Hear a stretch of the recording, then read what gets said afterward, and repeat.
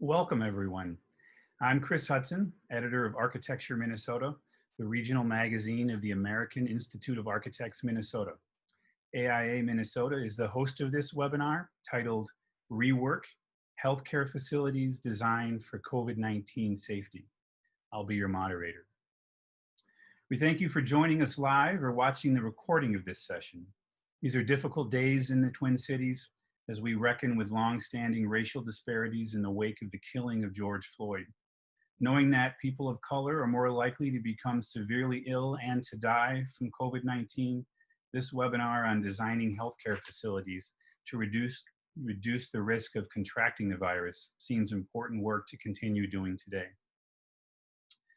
This session is one of a series of sessions we have organized focused on the future of design of the built environment.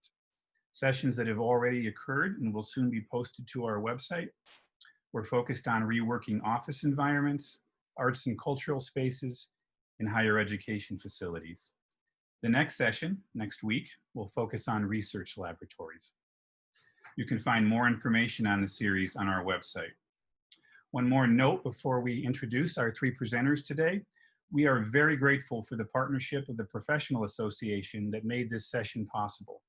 Our many thanks to the Minnesota Medical Association, the leading voice of medicine to make Minnesota the healthiest state and the best place to practice. And two housekeeping items. First, we encourage you to type in your questions as you have them using the Q&A function at the bottom of your screen. My colleagues Ann Mayhew and Sherry Hansen will be keeping the technology going during this session and helping with that Q&A segment after the presentation. And second, we'll need to conclude today's session a few minutes before 1 p.m. to accommodate another important AIA Minnesota program that starts at that time. With that, let's get started.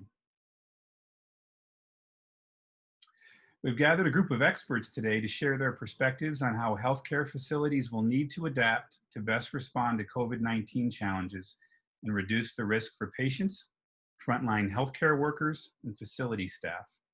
They've all been working in their own spheres to identify and address near-term risks and to bring forward concerns and questions to keep in mind for the longer term. I think you can now see all of the folks you'll be hearing from. Our sincere thanks to each of you for making time today. Joining us from the architecture community are Alanna Carter, Principal and Practice Group Leader at HGA, and Amy Douma, AIA, Design Principal at HGA. And from the medical community, we're excited to be joined by Dr. Carolyn McClain, board member at the Minnesota Medical Association and emergency physician at Methodist Hospital and the urgency room. Alanna and Amy from HGA will get us started, and they'll bring Dr. McClain into the presentation in very short order. And while Amy is sharing her screen, just a quick note to our panelists that I'll give you a brief cue if you're running close to the end of your allotted time. With that, Alanna and Amy, take it away. Thank you. Thank you, Chris. And thank you to everyone who's attending today. We really appreciate you taking the time to talk with us. As Chris indicated, my name is Amy Douma, and I'll be speaking with Alanna and Dr. McClain about the impact of COVID on healthcare facilities. As you likely know, if you're attending, COVID has had a really devastating impact on both the healthcare industry and on many of the frontline workers in our healthcare facilities. Before we talk about COVID and facilities, though, we've asked Dr. McClain to share a few thoughts on COVID-19's impact on the healthcare industry in general. And hi, I'm Dr. Carolyn McClain, and one of the biggest changes since COVID came is just how we use our space. So in the hospital, you have COVID zones, non-COVID zones. There are whole floors that used to be, you know, this one used to be an ICU, this used to be a cardiology floor, now this is the COVID floor. So we've drastically changed the use of our space. We also have multiple waiting rooms for patients that have infections versus patients that broke their arms. Our families are waiting in their cars. In the ER, we've actually put tape on the floor to remind us that this is a red zone. We have to put on our PPE in this area, take it off in this area. And it's even more challenging in that so many patients are asymptomatic with COVID, so we don't really know who has COVID. There's been a tremendous amount of delays in care because patients are afraid to come in, and they're also isolated from family members who normally would be nudging them to come in when they start to get sick.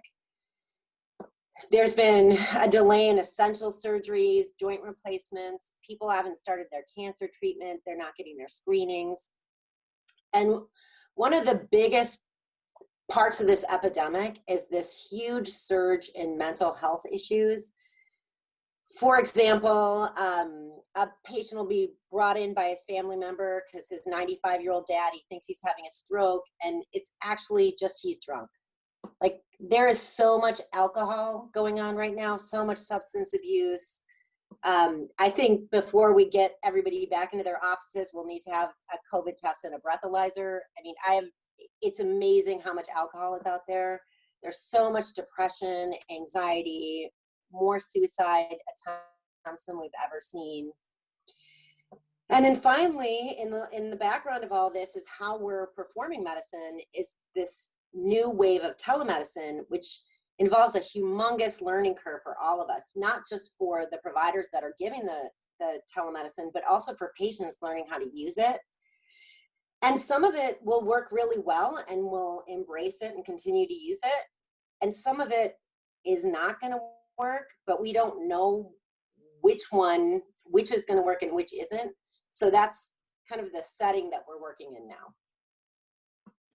And we can't forget, given all the stress that the staff is going through and the patients are going through, that this is also having a huge financial toll on the healthcare industry as a whole.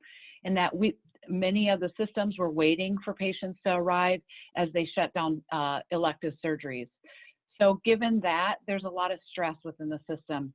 We hope today's presentation will help come up with some new ways of designing spaces and coming up with what is that future at the end of this epidemic. What can we be thinking about and looking forward to? Thank you, Dr. McClain and Alanna. So today we'll begin our session by discussing some of the ways in which COVID is reshaping existing healthcare facilities with an emphasis on processes and design that keep patients, families, and healthcare staff safe, while ideally continuing to support welcoming, compassionate care. We'll also touch on a number of broader influences that have come up over the course of the pandemic, specifically a renewed focus on flexible, resilient design and the rapid rise of telemedicine, as Dr. McClain indicated. While these trends aren't new, they've certainly gained momentum through the COVID crisis, and we believe they could have a major impact on healthcare design moving forward. With that, we'll start talking about patient and staff safety, focusing on design and process modifications that can help reduce the spread of pathogens. And just a quick note about the content for this section. Like all of you, we're trying to collect information and ideas on best practices as quickly as possible, but it's a bit of a moving target, and quite honestly, it's been changing daily recently. So for this, our primary sources were the guidelines from the CDC and other professional organizations, in particular HAIO, or the Healthcare Associated Infections Organization, as well as some conversations with our clients who have really been working hard to put in new safety protocols in a very challenging time. So we'll be touching on a lot of different topics. I'm sure those in the audience have experiences and ideas that extend well beyond what we'll be talking about in the presentation. So we'd really like to make this more of a dialogue. So we'd encourage all of you on the call when we get to the QA session to please offer your own insights and success stories so that we can all enhance our practice going forward. So with that, we will be focusing on 3 main areas to enhance safety. The first is enabling social distancing, then controlling the flow of patients, staff, and materials, and finally leveraging building systems and finishes. And to begin the conversation, we'll take a deeper dive into the experience of patients, looking at 5 key points along the patient journey, starting with pre-visit before they even arrive at the facility, continuing through arrival, admitting, treatment, and then finally ending with discharge. And the information that you'll be hearing today generally applies to hospitals, clinics, ambulatory surgery, other sorts of specialty centers. But as we go through, we are primarily focused on hospital settings because you could argue that those are the most complex. So starting with pre-visit and arrival. In the aftermath of COVID, we're definitely seeing a lot of changes in this area before people ever enter the facility. Telehealth, which Dr. McClain mentioned, has been heavily used during the pandemic to reduce the number of in-person visits for a wide variety of healthcare needs. In addition, there is a lot of screening that is occurring before patients actually get to the facility. Another one of the big changes that we've seen during the pandemic is that the parking lot has now become a site of patient care. In addition to COVID screening, we're seeing vehicles commonly used as waiting spaces and even vaccination exam rooms. Providers are increasingly connecting with patients through technology as they come to the facility before they even enter, and some even queue in their vehicles. Finally, we're seeing a mixture of approaches to entries. Smaller facilities are tending to reduce the number of entries that they have to ensure adequate oversight and security. But in larger facilities, more entry points are beneficial to minimize interior congestion and patient travel distances. So moving on to arrival. This is one of the places where we see the largest changes. In most healthcare facilities, there is now screening and donning of PPE or personal protective equipment as patients are entering the facility. In addition, entry and exit paths are increasingly being separated to minimize congestion within the facility. We're also seeing some changes to infrastructure once we're inside the building. A lot of folks are investing in hands-free doors, and in some cases, people are even exploring hands-free elevator controls. Now that can mean a lot of different things. There are voice-activated controls, there's holographic controls. Those are certainly not the least expensive way to take care of some of these issues. So if folks don't feel like the cleaning protocols are adequate, in some cases there's simply a staff member or volunteer that is operating the elevators so that patients don't need to run the controls themselves. In addition, there's quite a few guidelines that are recommending restrooms with longer access corridors to eliminate the need for doors, so users can avoid touching surfaces after they wash their hands. At admitting, we're also seeing additional protection for registration staff that might be in the form of plexiglass dividers at the registration desk. And one of the biggest changes that we're seeing continues to be the waiting areas inside the building. We're seeing a lot of providers that are moving to a no-wait service protocol. And then the waiting that remains is often decompressed and divided to enable social distancing. The next stop is probably one of the most important stops, and that's where it's actually the treatment occurs. In a hospital setting, there are spaces. This is where your frail, your elderly patients are going to be. So it's important that it's clean. The surfaces can be clean in between patients.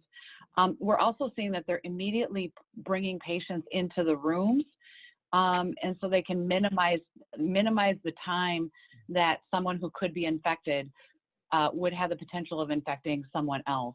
We're also seeing that they're leveraging telehealth because so often in hospitals you're not allowed to have loved ones with you. Telehealth is a way to reach out to that family member or care provider that is there. We're hoping in the future that that lessens and that there at least would allow one family member to be present, especially for elderly people who need someone to advocate for them.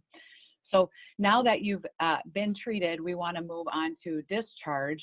And as we look at discharging, we want to make sure people will have their PPE on. We want to make sure there's places for them to safely dispose that so that it can minimize the risk of transference of the COVID virus or any other potential future viruses.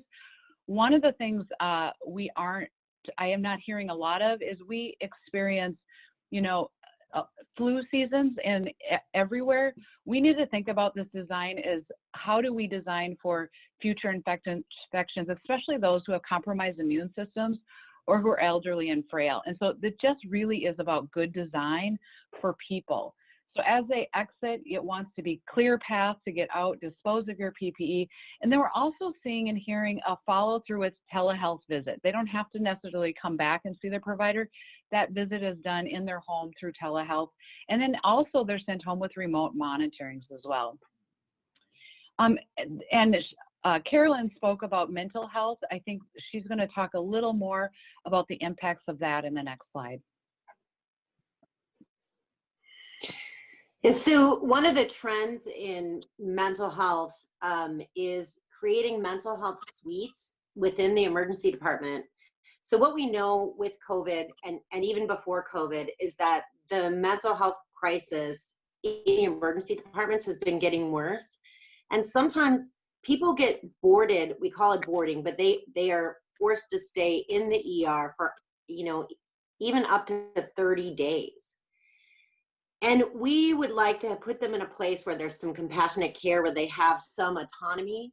So in general, what some places have done is create these mental health suites where the patients are able to actually leave the room, go get a snack, have a drink, watch some TV. But and not only is that better for their healing and gives them some dignity, but it also is easier to staff, because you need less staff to monitor a group of mental health rooms than you do when the mental health rooms are scattered across the emergency department.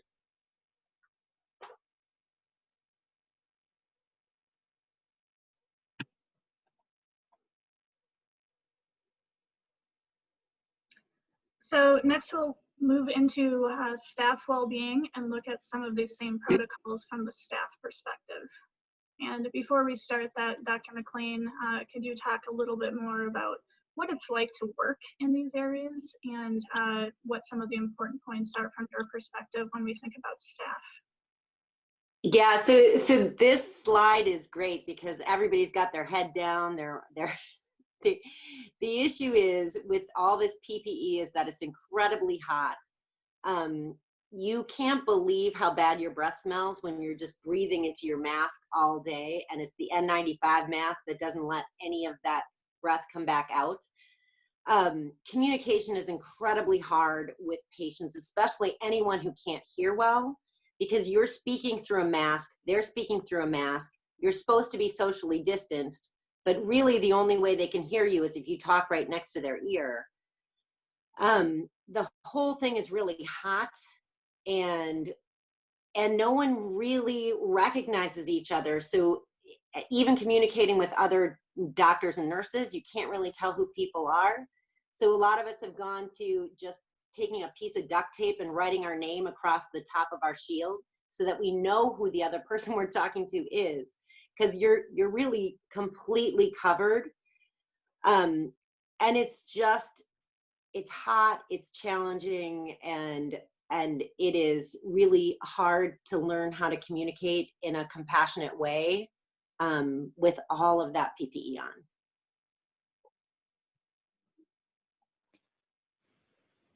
So what does that also mean for those offstage areas where staff are now doing those follow-up telehealth visits? We want to make sure those spaces allow for social distancing. Previously, they might have been done through hot desking. We're now seeing that hospitals are creating spaces that are assigned for each staff so that they can clean down in between that next shift. It also creates a space for people to decompress because they need to be able to decompress and collaborate, because it is challenging when they are on the floor, when they are directly with the patients themselves. As we go to the next slide, we'll see that we need to create additional storage for that PPE that Carolyn is referencing. It's important to have that done in a way that you can don and doff safely so that it's located close to those patient rooms. And so they're not walking all over with potentially virus-infected PPE.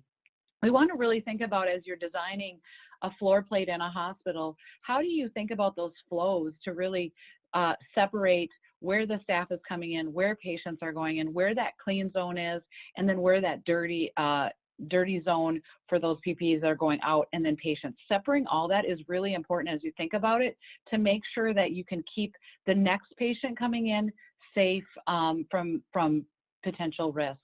I talked about PPE servers. Those would be a place close to the rooms that you could store clean PPE, but then very also close adjacent to that, you can remove that PPE in a safe manner. And one of the things we talked about is that so often we hear just use a hand sanitizer. Those hand washing stations are incredibly important because hand sanitizers do not kill all of the viruses that might come into contact or come into a hospital setting. And it's not just about the flow, it's also about where these places are respite for staff. So this is Carolyn.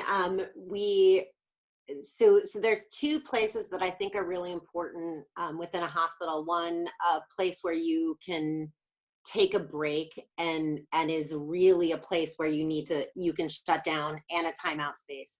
So an example would be, last night I had a patient who was 34 years old. She came in with metastatic cancer, and because she has cancer, she's on chemotherapy. She's not allowed to be around anyone. And she tried to kill herself because she just doesn't have any connection to anyone. And she said, I'm going to die anyway. What's the point of staying around? And she doesn't have any telemedicine resources because she doesn't have any resources herself. All she has is a flip phone. And it was just so sad. And before I go into my next room with the broken arm, I need to just take a minute for that patient to let some of that pain go out of my body so that I can be there for the next patient. So these places are really important. And then the second place that I think is really important for providers is we call them a timeout zone, but really it's a place that you use for a short period of time where you have no distractions. So a lot of times, any person who works in the hospital, they're constantly bombarded by phone calls and questions, and people want them to put in an order for this, and you make mistakes when you don't have a clear, 5 minutes to think about a patient and make sure you're not missing anything. So what I use, I have a mobile computer, and I go into a closet and no one can find me for 5 minutes. These places do not have to be comfortable. They just have to be a zone where you won't be distracted for about 5 minutes, and it'll really help with, overall patient care, productivity, and decreasing errors.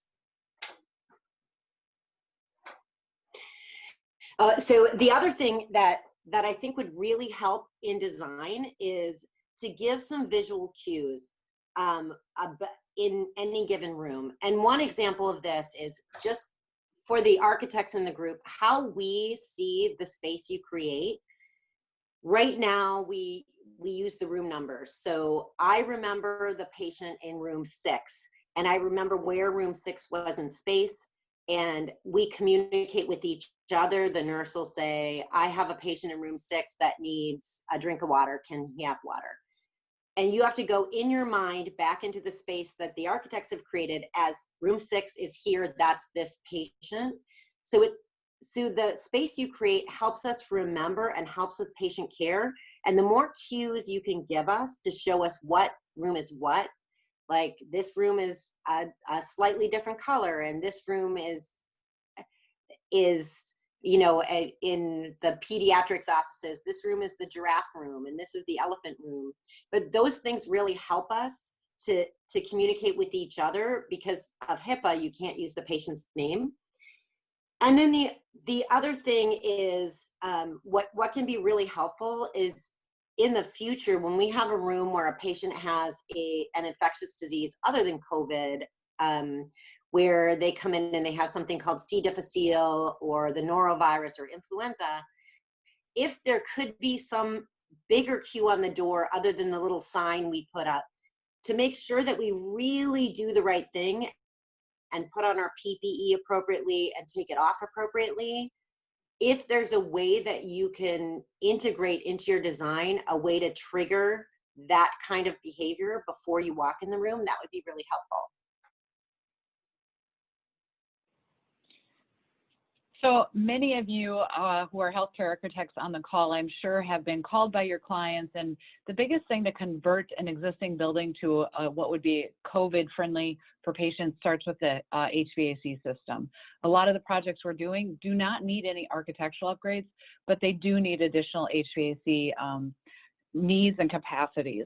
Some of the things to note is we're talking about increased access to oxygen. Because of the additional need of ventilators, you need to make sure you have something to plug them into. So you need additional oxygen in that space. The HVAC system is, moving air throughout the building. So how do you eliminate those pathogens that are flowing through that airstream? Do you start to think about adding bipolar ionization and increasing the relative humidity? I will say I am not an engineer. We do have Jeff Harris in the audience, who is our lead mechanical engineer for HCA. So any questions you have for that, please direct them towards Jeff. And along those same lines, the question of specifying interior materials is also something that people have really focused on in the pandemic situation. And that could be an entire presentation unto itself, just like the HVAC system. So we don't mean to give it short shrift here, but we will touch on it briefly, and we have a lot more information on it. And if folks are interested in that deeper dive, we're happy to send it to them. So feel free to reach out if that would be of interest. So looking at it overall, though, all of the same protocols that we use on a daily basis in healthcare design still apply during COVID. We really want to minimize horizontal surfaces, or as a lot of people call them, dust shelves, heavy textures, seams, etc., so that cleanability is paramount. And it's also worth noting that there are reflective wall coatings that are available that can help reduce cleaning time if you're using a UV system. So especially when the pandemic started, there was a lot of discussion about antimicrobial materials. And this is definitely a burgeoning industry. There are many, many choices out there. The problem is not a lot of them have been vetted out yet. And some of them also have environmental toxins or other environmental concerns. So the jury is still out on where this is headed. But there are a couple of things that are pretty tried and true methods. Copper has some natural antimicrobial attributes, and that has fewer concerns than some of the other things that you are seeing here. In addition, there are a number of materials that are being developed right now at the nanoscale that actually puncture bacterial cells so that they cannot proliferate and infect other people. So those are also things that are being looked at.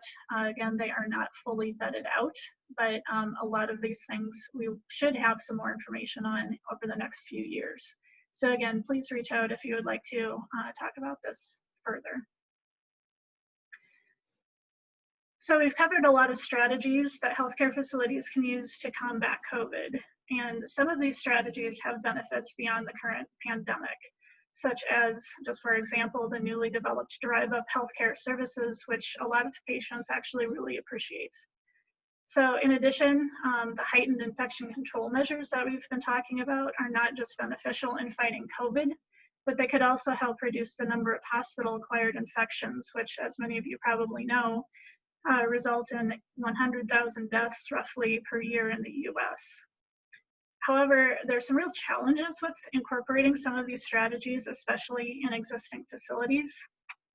Those of you who work in hospitals are probably familiar with the wide extent of circulation paths where you can have cross traffic between patients, between staff, between materials. And so, and certainly as we look at things like queuing in the parking lot, as we start to move through the summer and into the fall, some of these things are not going to be sustainable long term. So we'll take a closer look at some of those issues now. So this is just a really quick and really simple representation of a hospital. Of course, depending on the size, it may have multiple floors, but basically it really comes down to a number of different departments that historically, at least, patients have had to find their way to. In some cases, multiple departments in the same visit. And so they generally come in public space, find their way around, weave in and out of the maze of 8-foot corridors, and then have to find their way out. And so as part of this process, a lot of healthcare designers really work to minimize patient and staff cross traffic, but it's really hard to avoid that. And especially in older facilities that have been added onto over time or that have changed over time, we see a lot of mixing of different types of traffic flows. So one of the things that COVID has done is really changed who is able to access some of those areas deeper into the hospital. So newer security protocols at the entries sometimes create queues and unintended spaces, while family members who, at least at this point, aren't allowed to accompany many patients might wait outside or in vehicles, and sometimes this is for hours at a time. So far, as we've talked about, these practices have been occurring in mild weather, but as we think about the COVID and flu combination predicted for this winter, we really have some challenges ahead of us. So given this, we have started to speculate on what the future of healthcare and specifically hospital design might look like. And this is a very, very simplified diagram, but it really is focused on a couple of things. One is that care is brought to the patient instead of patients and family members needing to access places deep within the hospital and therefore potentially having cross-traffic issues that are problematic with COVID. In addition, we really think we're going to be looking at a more robust entry area and multi-step screening process so that patients and families can remain together as long as possible in conditioned, socially distanced space. And maybe they even have access to telehealth systems so that they can join the visit right from that lobby area, and access to, say, food service and other sorts of amenities while they are waiting instead of waiting in their vehicles. Yeah, and this is Carolyn McClain. I mean, I think one of the things that will come up through this is telemedicine and triage, because as we all know, ER waits are often long. So one of the ways that one of the solutions for this is to have a physician sit at home, do triage for multiple hospitals, ordering the right tests, getting the patients to the right, making sure they're getting what they need as they walk in the door. So within minutes of when they walk in the door, and they may not have a room, but they will get their visit started, and that will ideally help the flow of the emergency department, but also can help say this patient needs to go to the infectious waiting room, this patient needs to go to the other waiting room, and help direct patients to the right place. And so we're really talking about some pretty monumental changes to healthcare design over time if we are really thinking about best ways to control pathogens. And so we know clearly the entire industry is struggling right now, so this isn't something that anyone's going to undertake immediately. But over time, as we consider some of the things that we've learned through the COVID pandemic, we're thinking that design could start to move in this direction. And this really isn't too much of a stretch from some of the things that we've already been doing. This is a hospital that we designed in Lincoln City, Oregon, and one of the big requests from the client is to make sure we have a way of bringing care to the patient. So the 4 blue rooms that you see highlighted in this area right next to the entry are all about bringing every type of outpatient service that could be provided to a single place, and the patient stays in one location and different providers come to that patient. They opened earlier this year. They're really excited about this process. And so we're just showing that some of these things are not that far-fetched. And at least at this scale, a relatively small scale that we're talking about, we are seeing examples of this in real life.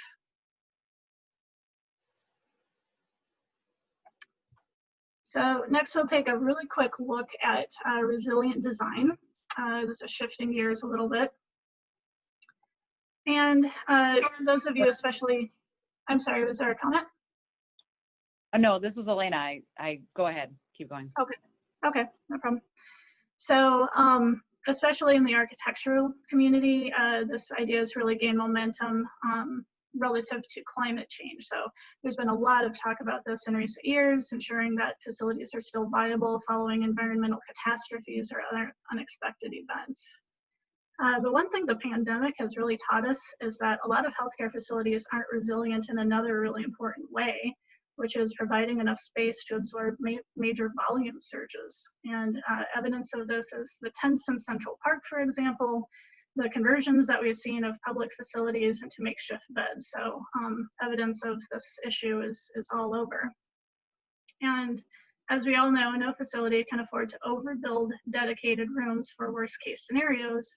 So the solution for many systems is actually going to be flexible design, not necessarily larger design, ensuring that spaces can be easily adapted to unexpected volume surges regardless of what the source of the need is. So for COVID, the most obvious volume surge was in inpatient beds, particularly ICU beds. And as a result, we're hearing renewed interest in universal beds that can convert from acute care to ICU level care without any sort of changes, as well as single rooms that, if really needed, could be converted back to doubles at some point in the future. But we're also hearing a lot about flexibility that extends beyond the patient units. So one of the really interesting things is while the pandemic was going on, the demand for bed space was really high, but large swaths of the healthcare facilities sat empty at the same time. So a number of systems have been looking at all sorts of different things, like could we put beds in surgery suites and rehab gyms, even empty conference rooms. And as part of this process, it's become apparent that transitioning some of those rooms can be quite challenging. So going forward, we believe that COVID has really exposed the importance of design flexibility and weathering the unexpected.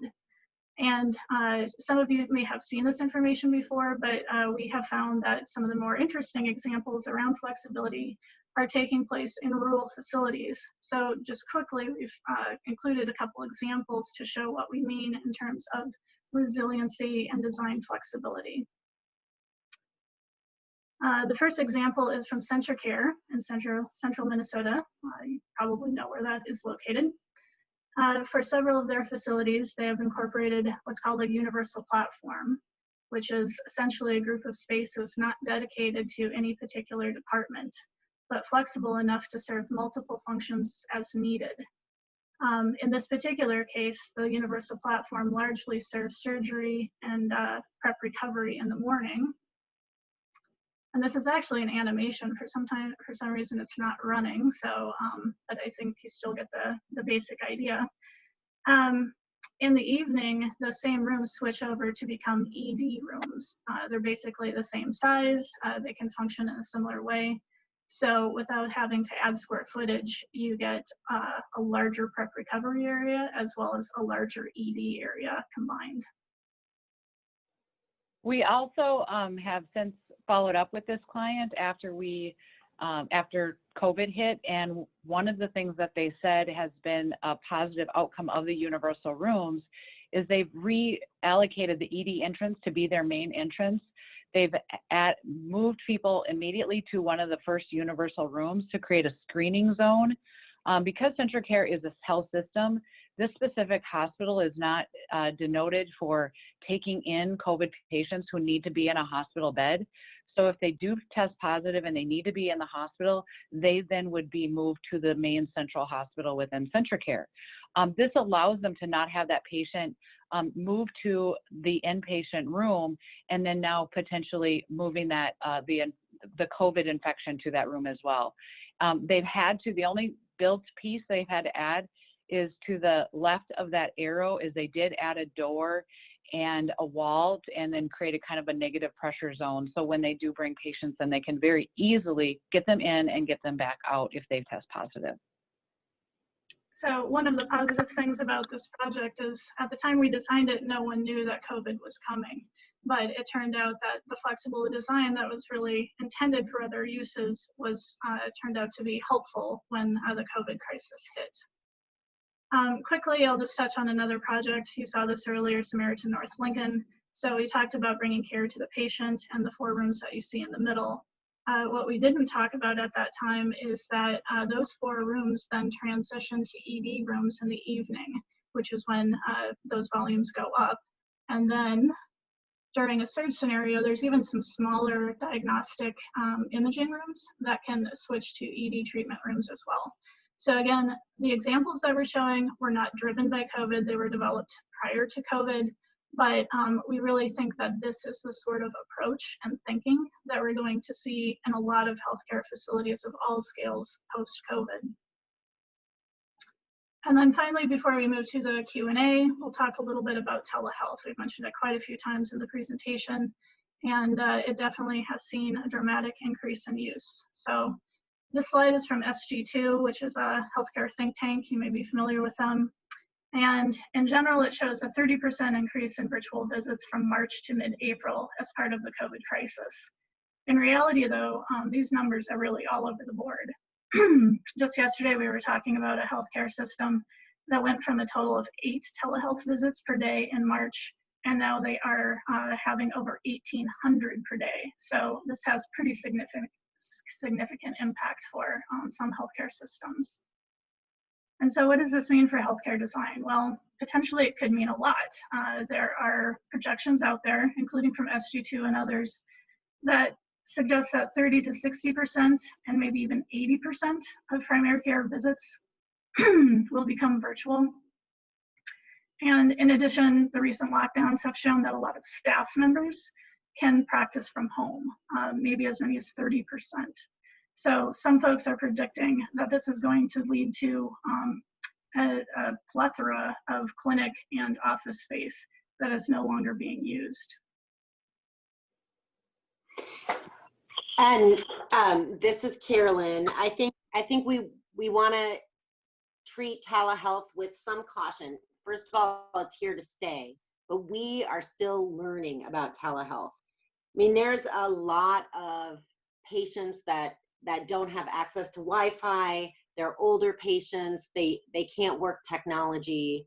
There's a lot of things that you can't really examine with a telehealth visit. And we've been using telehealth, but it's not ideal. I think some studies will be done to see what kind of diagnoses are we missing? When is it safe to use telehealth? Are we overprescribing antibiotics because of telehealth? But we know that patients like it, and so it's gonna be here. It just may not be in this form. But I think one of the most important pieces of telehealth is that it will give access to care to places that don't have it. Like rural Minnesota will have access to cardiology when they don't have it now, or access to psychiatry. The other thing we're hearing related to telehealth is that when you look at specialties, different specialties see the benefits in vastly different ways. You talk to a cardiologist, and if they send out monitoring that can be done in the home, they can actually see, we heard from one client, they can actually see a heart tremor more easily on the technology they're sending into someone's home than if they would have put a stethoscope on them. You then talk to the orthopedic doctors, physicians, and they don't appreciate telehealth because they need to lay hands on that person. They need to see them walk. They need to see how the body's moving. And so I think in the future, we're going to really have to be cognizant of what specialties can do that visit virtually and what specialties really need to see that patient in person and front and center, because it is here to stay. It's just, how does that look in the future? And I think we're all excited about this as an opportunity, excited that the reimbursement was there, but I think wanting to make sure it's done well.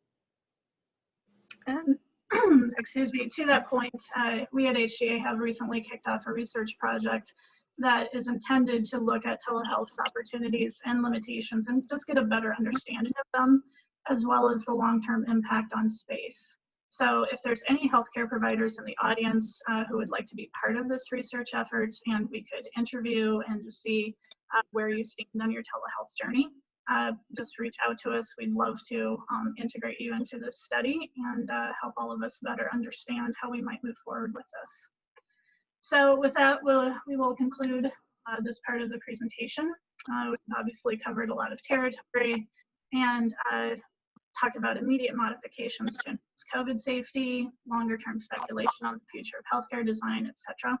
Again, we don't have all of the answers, so as we move to Q&A, please share your ideas, what's worked, what are lessons learned, because in the end, what we're really all trying to do is create safer facilities for patients, family members, and staff.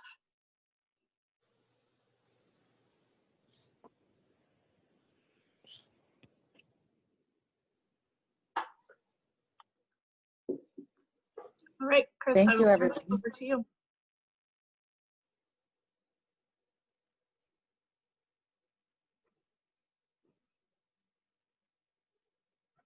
Thank you all. Wonderful presentation.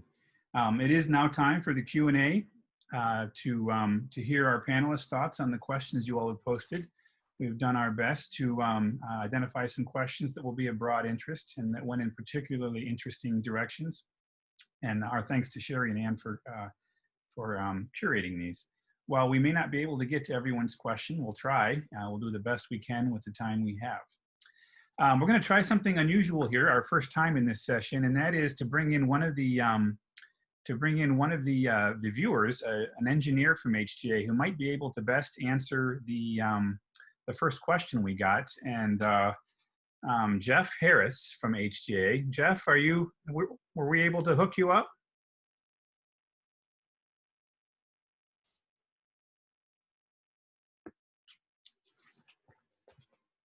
You know what? We'll circle back to. Is Are that you working there? now? Yeah, I have to unmute it on my own. Sorry. Sure, Jeff. I think you saw the first question. We sent it to you in this new COVID-19 world. What are some recommendations for healthcare offices regarding negative flow ventilation? Should all patient exam rooms, weight rooms, bathrooms, etc., be set up for negative flow ventilation?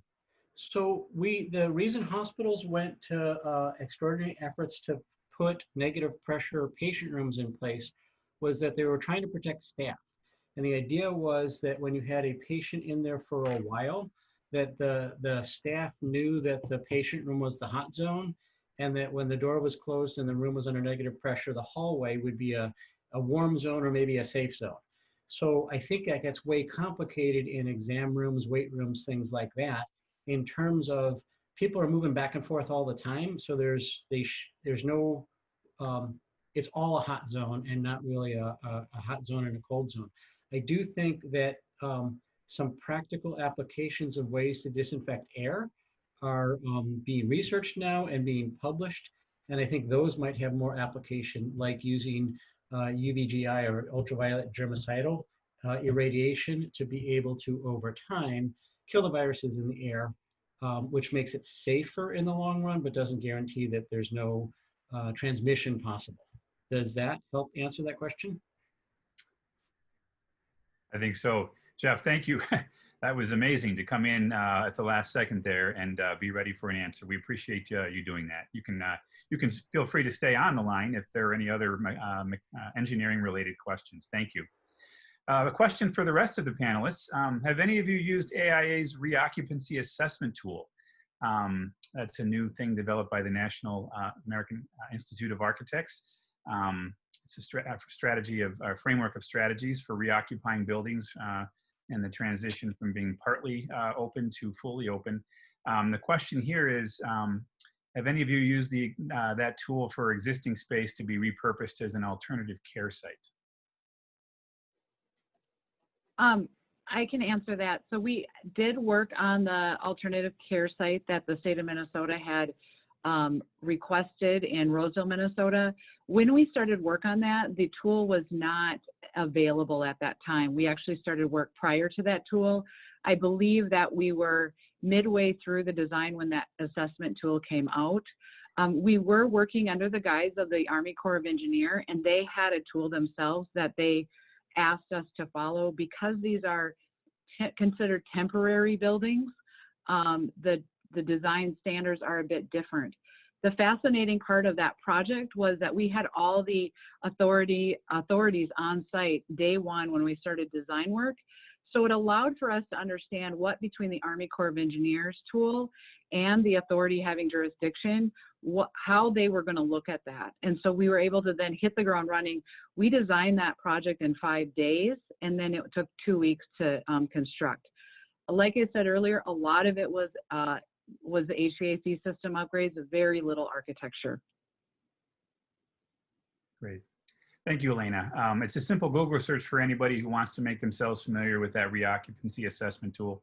It applies to a wide range of buildings, so those in our audience may have interest in checking that out. Another question, can you comment on limiting viral load in air use of HEPA filters or UV filters?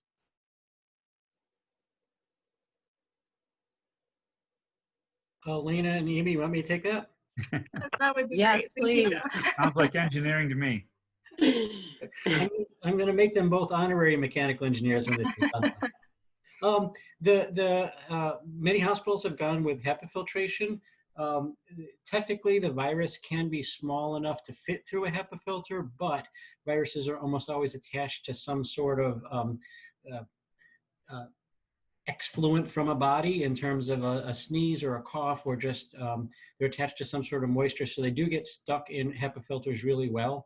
UV is promising, but keep in mind both of those, HEPA filter and UV, imply that the persons in the room, they're infectious, they're giving out infectious particles, and it has to move from the person back to the air handling unit and then be redistributed into the room. There's always that first pass that there's viruses in the air in that first pass, and so you have to be careful of that. They minimize the amount of recirculation, but you have to, as Amy was talking about, the path that people take through the building is going to be really important, because an infectious person can still make other people ill just by being near them until those viruses can get filtered out of the air. Great. Again, thank you, Jeff, for chiming in here with some important perspectives. Here's a more general question related to climate. How do you all envision drive-through care in a Minnesota winter? There was touched on in the presentation, but maybe a few more thoughts on that. So Carolyn, I know you have been providing care to a lot of patients recently and brought up this issue of weather, so feel free to chime in at the end of that. I do think, that clearly is going to become more challenging. So that was a bit of a stopgap measure. It turns out that patients really like it for the convenience. Certainly at this time, patients have more confidence staying in their vehicles if they have a vehicle, and can go through the drive-through sort of service. But as we move forward, there's all sorts of issues with longevity, with things like that. Climate is clearly one of them. And so I would imagine that during our winter, that is not going to be nearly as practical. So Carolyn, what are your thoughts from a provider perspective? Well, Seattle has done some pretty cool stuff with this because it rains almost every day there. So they've repurposed garages that people can drive through.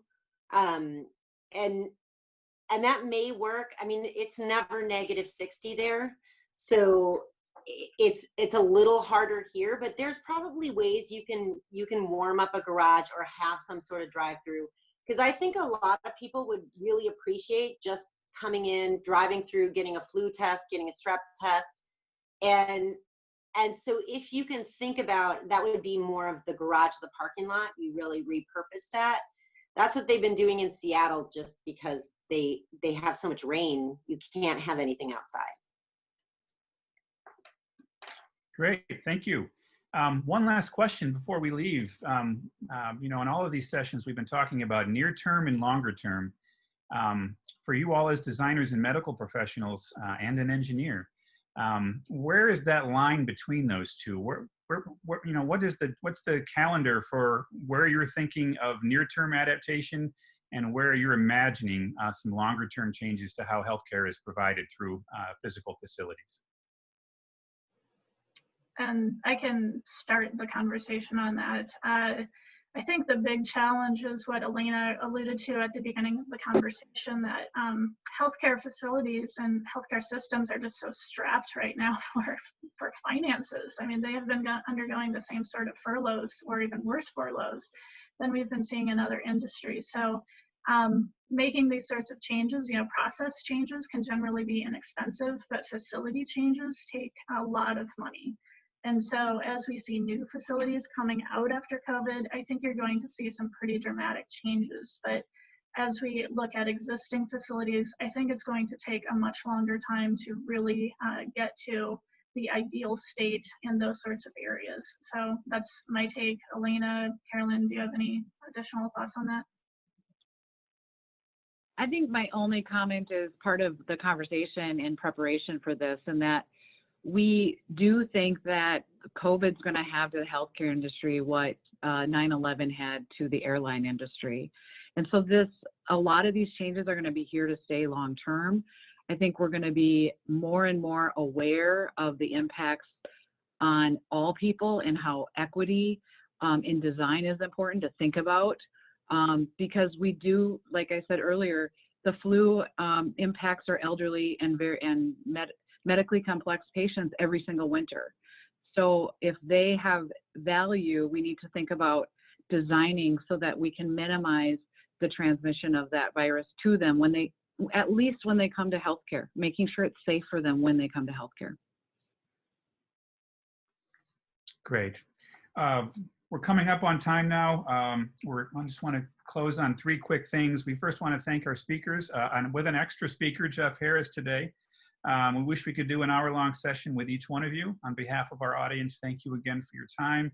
We want to thank our partner in this program, the Minnesota Medical Association. We hope we can collaborate with them in the very near future again. And last, we want to again share the invitation to join us for next week's Future of Design webinar on research laboratories. Thank you, everyone, for joining us. Take care.